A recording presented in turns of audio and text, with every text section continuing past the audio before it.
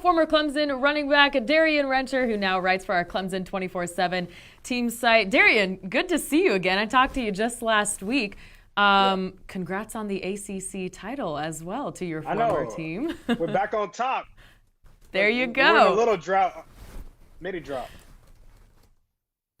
All right, let's start with your teammate, DJ Uiagalelei, who we kind of suspected would enter the transfer portal, but Chris Hummer reported it last night. It becomes official this morning. He is now looking for another program. You were teammates with DJU, so what was your reaction? Yeah, I wasn't shocked. Like you see a lot on social media right now. I think nobody can say enough about how good of a teammate he is, his character, and just how hard of a worker he was. And so it was tough to see it not really play all the way into his on-the-field production, because I would love to see him become that guy who I think he's still capable of being a great quarterback, premier guy who has a chance to play in the NFL. And so wasn't surprised that he would hit the portal after what happened this past weekend, where he has moments of struggle this season. It obviously came to head with the South Carolina loss, and then Cade came in after the second series, and the rest is kind of history. He took advantage of the moment, and I think it was one of those, like the last straw. And he knows DJ coming back, he'll have to compete for a job. I think he knows he wants to go somewhere else and kind of get a clean slate, rewrite his story, and I think he's going to have a bright future somewhere else. Yeah, Cade Klubnik was kind of nipping at his heels the entire season. Dabo Swinney ultimately makes the move in the ACC title game, benching DJU and putting Klubnik in. Why do you think it took Swinney so long to make that decision? I think it took so long. You can really accredit to DJ.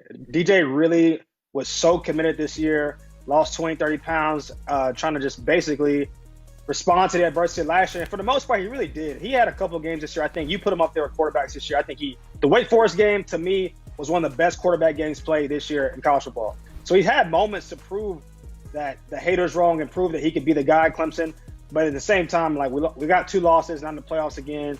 And the standard's so high at Clemson where best really is the standard. And you want to see that electrifying offense. And this year, in moments, we weren't that. And so it definitely opened the door for a guy like Cade to get an opportunity, and DJ to kind of be in the situation he is now. But like I said, I think Cade is well-deserving, sat behind DJ all year and came up big. I mean, big in the ACC championship. So happy for him, but at the same time, I think DJ, it will serve him well to go somewhere else and go be the guy somewhere.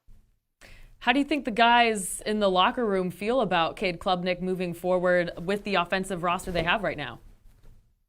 Yeah, I think the sky's the limit. All the guys in the locker room have so much love for DJ, but at the same time, this is a game of business and performance. And whoever the coach puts out on the field, guys want to win and make it a team.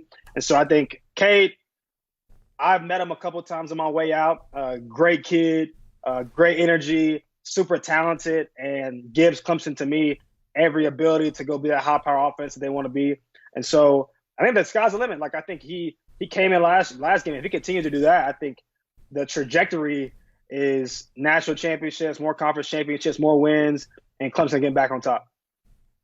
Now, I know you're tight with DJ, so whatever you're comfortable with saying here, but where do you think he's looking at? Where do you think he would be a good fit, scheme-wise? And what will it take for him to return to his 2020 star form? Yeah, great question. I mean, if I was him, I think he's a West Coast kid. He came all the way out here to go to school. I will go back West Coast and probably one of these Pac-12 schools. I think he was a highly recruited guy. He probably can go anywhere in the country he wants that has a quarterback vacancy. And so if I was going to bet, I think Pac-12 would be a great fit for him. And really I think it's not far off. Like, he showed moments this year. I think people get really a lot of amnesia because the last couple of games he struggled. But this year he showed glimpses of greatness, like being a really good quarterback. And so I think if he could just get to a team, and I think just clear his mind of all the expectations and kind of pressures on himself and just go play free again, I think he'll be back in no time. I think he'll have a Hendon Hooker type transfer story where he'll go somewhere else. And I think he could be as good of a quarterback as anybody next year in college football.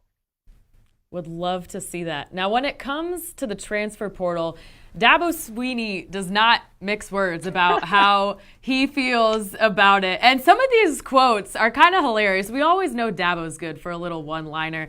But right. He said back at 2022 Fall Media Day, we're not a catch and release program.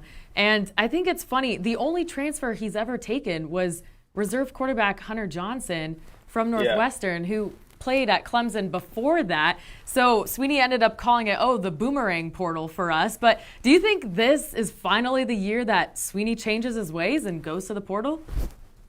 Yeah, so I think people know this, but it wasn't as broadcasted because it didn't finally happen. He went to the portal last year and tried to recruit a couple high major offensive linemen because that was an area we need to fix last year. And they didn't come to Clemson. And so he tried last year. I think his way of doing things will always be different than the way everybody else does them. I think he will get in the transfer portal, but at the same time, he's still going to try to get some of the best kids.